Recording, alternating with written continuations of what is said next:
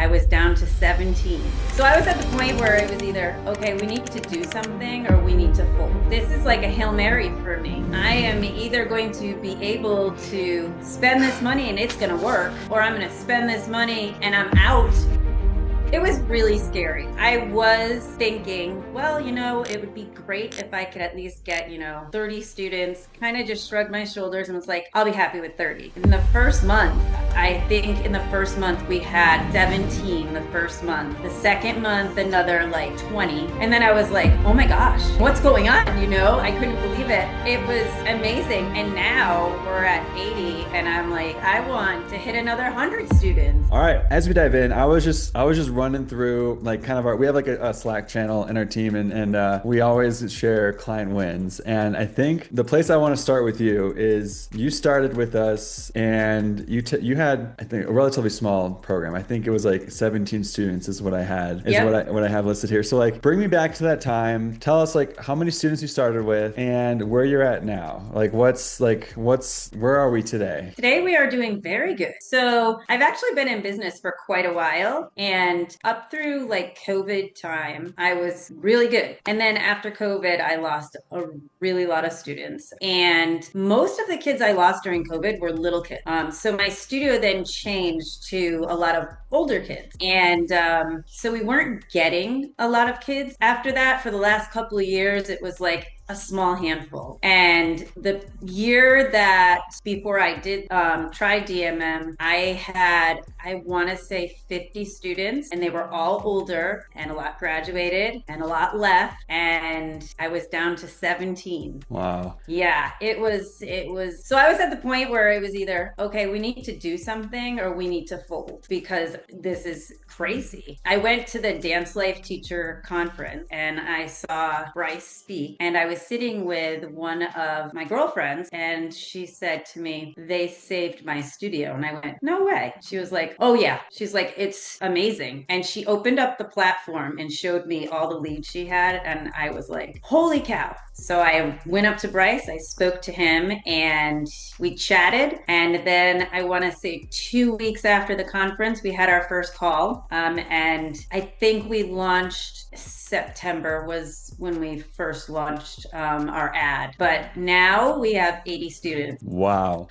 That's like remarkable. And like, I think the thing that's to me, I'm just so impressed by you is that margins are probably pretty tight at that time in your business. Like you've got rent, you've got all these, then rent is, from what I hear, just people keep getting, like landlords just are having a frenzy, hiking up costs. And so like when you're sitting there looking before you, like in your situation, like how did you even like, what were you telling yourself? Were you like, I'm going to go spend even more money to try to make this thing work? Like, what was your thought process there? I did. I was scared because I said, this is like a Hail Mary for me. I am either going to be able to spend this money and it's going to work, or I'm going to spend this money and I'm out, and then I have to fold anyway. So it could be a thing where I actually spent the money, didn't work, and now I'm out more money. It was really scary. Very scary. And like going up to it, like you go for it, like what was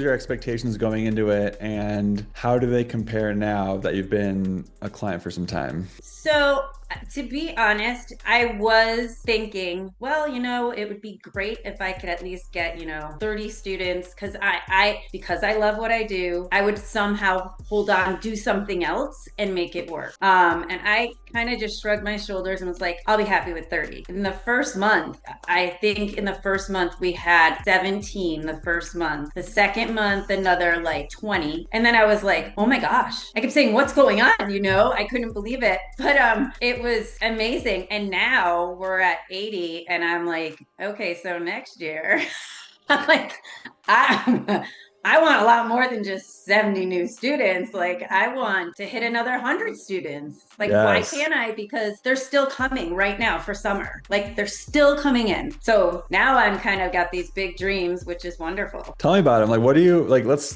set a new goal and target. Like, where do you want to be a year from today? A year from today, I would definitely love another 80 to 100 students. My current building that I'm in, I do love my space, but there's another space right around the corner in the same building. So I'm hoping that next year I can rent out that space, because our space is, we have 2 studios, but it's tight. Like, we have a young studio and we have so many little kids, all the parents stay. So my waiting room is getting cramped, to say the least. So I want to be able to next year at this time go renovate that space so I can have another space for another studio and stuff. But I have that's my no goal. doubt you're going to make it happen. And so I want to, something I'd love to just get some more insight from you on is I think marketing is a big piece of this, and getting the leads, but that's not it. That's not where that's where usually the work begins. And so Right. to be able to like nurture these leads, enroll them, you know, it really does take good customer service, having a good program. So what are some of the things that you think you're really strong in that enables you to kind of turn this interest, like a parent reaching out, hey, I'm going to click on an ad. Now I'm talking with Carrie. What are your strengths that allowed you to then turn that into the enrollments and the momentum that you have now? I think building rapport with them is huge. I don't think I had a hard time closing before. A lot of my, the hard part was getting the leads. But I will say, even though we have an easy system, or you have an easy system as far as snippets and stuff like that, I don't use it. I always write my own personal thing. And I think connecting with a person that way is so much better than just, general text. So I try and find out as much as I can, how old your child is, but has your child danced before, and what are they interested in? Because now I'm at a point where if I don't think we're a right fit, that's fine. We're not a right fit for you. You should try another studio. Whereas in before, I've never been like that. I was like, I really don't care. I need to have the students come in. And now I don't have to have business that way, which is so nice because I love my parents. They're such a good group. So, and it sounds like, that's happening because you're putting the time and effort to build a relationship and really make sure it's the right fit too. And I'm really curious, how do you make the time for this? I mean, of the many hats you wear, there's no shortage of responsibilities as a studio owner. So like, why are you making the time to build a rapport? And I'm thinking here about the studios owners that, tend to like brush it off, like, I don't have time for that. I just want the parents to sign up. Like, why do you make the time and how do you do it? So I make the time mostly because I am the primary teacher. I do have other teachers in my studio who are wonderful. I have 2 other teachers right now, which I actually have to hire for the incoming season, which is great. But I do it because I truly want to know who I'm teaching. And these kids at such a young age, I want to get to know them, and I like to be able to know who you are, what you do, what's your personality like, because I spend a lot of time with you. And these kids are like my second family. I had 5 children of my own, and it's great, but they're all grown up, I have grandkids now, but I love being in that young area because they're hilarious and they're amazing. So I think I would even come in on my days off. So there's 2 days that I don't teach that my teachers teach. If they have new students coming in, I make sure I'm there because I like to be the person that they see because I'm the one who they were talking to. So, I care about the kids. So yeah. And how about the parents that aren't so responsive? What do you do with those? So yes, you do get them. I do, after the system does its thing, I send them my own, little text. And if they still don't respond, I then pick up the phone.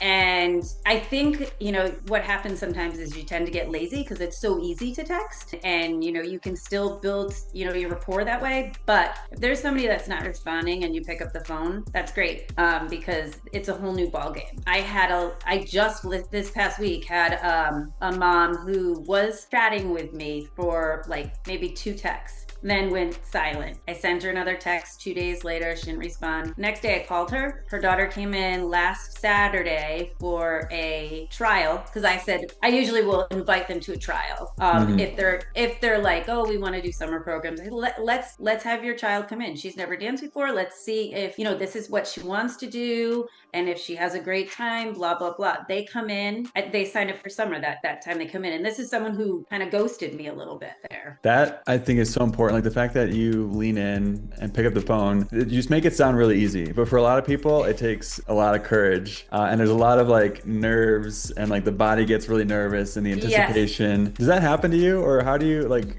It does happen to me. As a matter of fact, I was so nervous about this call. I was like having a headache because I was like, my fiance was like, are you ready for your call? I'm like, yeah. I'm like, but it's scary because, people can be rude and, some people will hang up on you. It happens. But you know what? When you have all these leads in front of you, leave them on the back burner. And then when I started my summer program, I sent out a text to all the people that I didn't get to sign, and only get three. You get 3 kids that are, coming through your door now to do a free trial class and to come in and maybe do summer. Yeah. So I just make sure, and yes, everybody has a busy life. The first thing I do every day is get on the computer and go to my DMM, just because, even if I only have 10 minutes in that 10 minutes to just check things out. So Awesome. I make sure I do that. Good stuff. And that discipline, the consistency, that's really what leads to the kind of compounding effect. And what you're describing is like SMS campaigns and going back and retargeting and really not giving up on those leads, because they're there at the end of the day. Even though they're not responsive, it's a parent who's got kids who one day could be a good fit for your studio. And the fact that you're going out consistently to like do those little nudges and send the texts and do the phone calls, like your growth is speaking for itself because of the actions that you're taking. So it's a big kudos to you. And I like to share that because we can't take all the credit. Like it really, a lot of what you're putting into it is like what makes, I think, an amazing partnership between you and us, where you work the system. If it just sits there, nothing's going to happen. Right. You do have to do your part, but you guys make it easy to do our part. And the one thing that I really have enjoyed is we have so many different ways you guys can be a continued support. I don't know how many calls I jumped on in the beginning to know, like, what am I doing? How do I do this? And every week there's calls. So that is huge, I feel like. I have a best friend who tried to do a different marketing system for her dance school. And she was like, I don't have any of that. She's like, I don't even know, like, she's like, I'm trying to figure the system out, blah, blah, blah. And I'm like, oh yeah, no. I said, we have calls every week. I go and they're always talking about something new. So that is, I think for me, that was a big part of it too. It keeps you engaged and it keeps you focused. And if you have a question, there's a whole bunch of people there that you can talk to. Yeah, love that. Well, for any DMM clients who are listening and you're like not joining these calls, get in, because we're getting things happen. That's right. So one other thing I'm curious about is, I mean, you've been in business for a while, and I'd love to hear more about your story of starting it. Like, did you a common thing, and you may fall into this category of like, they started because there was a passion for dance. And would you say that was fair for you? Like, or did you go into it knowing you wanted to treat it like a business and make a business out of it? So I obviously I say, but not everybody is in dance their whole life, but I was in dance my whole life. And at first I wanted to just perform, and I went to college for dance, and that was my whole thing. I just want to perform because I taught through high school and it was fun, but you always want to be on the stage. And I did perform for 2 years. And then I just thought to myself, you know what? I'm not gonna be able to do this forever. I want a family. And so I said, let's try this. And I worked for my best friend for 5 years maybe. And she looked at me and went, why are you still working for me? And I was like, because I love it. And she's like, you need to go open your own studio and make money. And I was like, nah. She's like, yeah. And I'm like, okay. And I just took that like leap of faith, and it worked. And for a long time, like I said, we were doing great, and then COVID hit, and that was a hot mess. Yeah, that was really devastating to the world. Is there a moment, I guess it sounded like for you, it was like, let's go find a way to make a living from this. And not everyone starts there. So any lessons that stand out to you that you think are worth sharing to someone who has started it because they love dance, but they are wrestling with the business side, or maybe they're not treating it like a business? Like, is there a moment where you're like, this has to be treated like a business or else? Yes. So I was and still am very close to my students, and I got extremely close to my parents. And I think at that point, it became such a family to me that the business end of it would kind of take a back seat. And I tried to bend a lot for parents. They were kind of dictating how I run my business. And my attitude was, well, these are still friends of mine too, so maybe I'll try it that way. Okay, I'll try it this way. I'll try it that way. And that doesn't work. As much as I love my parents, I could see just from trying to bend from one troop, I'll say competitive troop of parents, it wasn't what everybody else wanted in the studio. And the rec kids in particular felt like they were kind of being, left in behind. And I tell you, that's your bread and butter are those little rec kids. So that was a bad decision for me. Mm. I would say definitely, yes, you want to be close to your kids and your families, your students, but you still have to remember where that line is drawn, where this is a business and this is your livelihood. So as much as your passion is there, you have to know what you're doing on that side. And you have to do what's best for you and the school and not what's best for like a little group of people. That was my big thing. That knowledge is priceless. Like the boundary setting, and it's easier said than done. Like I can only imagine the resistance and having to do it. Like it takes, again, courage is everywhere throughout this story, and setting boundaries is often one of the hardest lessons I think we can learn as a human.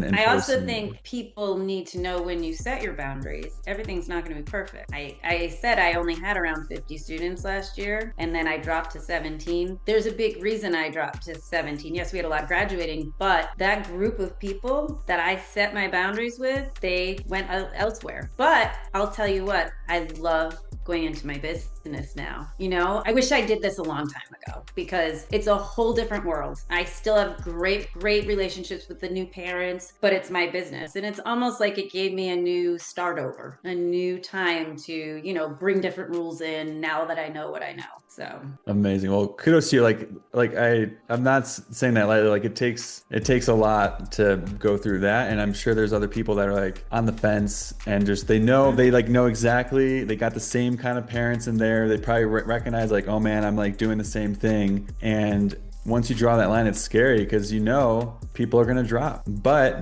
look where you're headed now, I think. And I think it's a really beautiful like turning point where it's scary and frightening, but you're on a whole new path now. And I'm excited for you. And it's amazing. Like it's so much better. I promise you, if you have that as a problem, you'll go through a little bit, but it's so much better in the long run. Yeah. So to close out here, you know, if you remember where you were in the conference watching Bryce, you're in the situation you were, and anyone else who's in that position, and you kind of had like in 2 sentences, you had to tell someone why it would be worth taking the leap and try Dance Motion Marketing, what would you say? I feel like you guys do all the hard work. You do all the hard work. You find all the people. And the easy part is doing your job. Us just, you know, finding those wonderful kids and teaching them. You guys bring them to us. We give them our services.